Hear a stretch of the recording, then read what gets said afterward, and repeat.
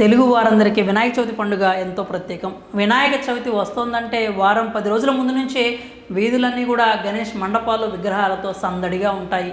ఇక వినాయక చవితి అంటే కనీసం 9 రోజుల పాటు మండపాలలో నిత్యం పూజలు పునస్కారాలు జరుగుతూ ఉంటాయి. ఈ సంఖ్య ఒక్కో ప్రాంతాన్ని బట్టి ఇంకా పెరుగుద్ది కూడా. అన్ని రోజుల పాటు ఈ బాధ్యతలన్నీ ఒక్కరే చేయడం సాధ్యం కాదు కాబట్టి ఎక్కడ విగ్రహం పెట్టాలి అనుకుంటే అక్కడ వారందరూ కూడా కలిసి ఎంతో కొంత చందా వేసుకొని ఈ ఉత్సవాన్ని అంగరంగ వైభవంగా చేసుకుంటూ ఉంటారు. అయితే గణేష్ చందా ఇచ్చే విషయంలో చాలామంది తెలిసి తెలియక కొన్ని తప్పులు చేస్తూ ఉంటారు. కానీ ఈసారి మాత్రం ఇలాంటి తప్పులు అస్సలు చేయకండి. మరి ఆ వివరాలు ఏంటో ఇప్పుడు మనం తెలుసుకుందాం. ఏటా గణేష్ చందా అంటూ అందరి ఇళ్లకు ఎవరో ఒకరు వస్తూనే ఉంటారు. ఎప్పటి నుంచో తెలిసిన వాళ్ళను ఇచ్చేది దేవుడికే కదా, ఏమవుతుందిలే అని అన్ని రకాలుగా ఆలోచించి వారి వద్ద డబ్బులు ఉన్నా లేకపోయినా ఎంతో కొంత ఇస్తూనే ఉంటారు. అయితే ఇలా గణేష్ చందా తీసుకున్న వారంతా కూడా ఆ డబ్బును కేవలం దేవుడి కోసం మాత్రమే ఖర్చు చేస్తారనుకుంటే పొరపాటే. వినాయక చవితి వస్తే లక్షల్లో సొంత డబ్బు ఖర్చు చేసి అన్నదానాలు చేసేవారు ఉన్నారు. వేలల్లో చందాలు ఇచ్చి ఆ పండగ కార్యక్రమాలని దగ్గరుండి చూసుకునే వారు ఉన్నారు. చందా దండిన ప్రతి రూపాయిని నిష్టగా స్వామికి సేవకు మాత్రమే వాడే పుణ్యాత్ములు కూడా ఉన్నారు. కానీ అందరూ ఇలానే ఉంటారు అనుకోవడం మాత్రం అమాయకత్వం అవుతుంది.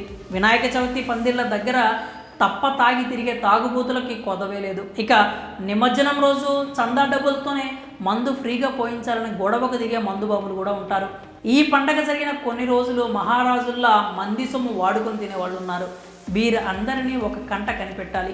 దేవుడు భక్తి అనే పేర్లు వాడుకుంటూ డబ్బులు వసూలు చేసి వాటిని ఇష్టానికి ఖర్చు పెట్టే వారి ఆట కట్టించాలి. చాలామందికి ఈ విషయం తెలిసినా కానీ ఏమి చేయలేక మొహమాటం కొద్దీ దేవుడిపైన భక్తితో చందాలు ఇస్తూ ఉంటారు. ఇలా చేయడం 100కి 100 పాళ్ళు తప్పు. ఎందుకంటే భక్తి ముసుగులో దందాలు చేసే వారిదే తప్పు అంటే అలాంటి వారికి డబ్బు ఇచ్చి ప్రోత్సహిస్తూ మీరు కూడా తప్పు చేస్తున్నట్లే. కాబట్టి ఇలా చేయకుండా ఓ మంచి ఆలోచన చేయండి. దేవుడి పేరుతో తప్పుడు కార్యక్రమాలు నిర్వహించే వారి పట్ల కఠినంగా ఉండండి.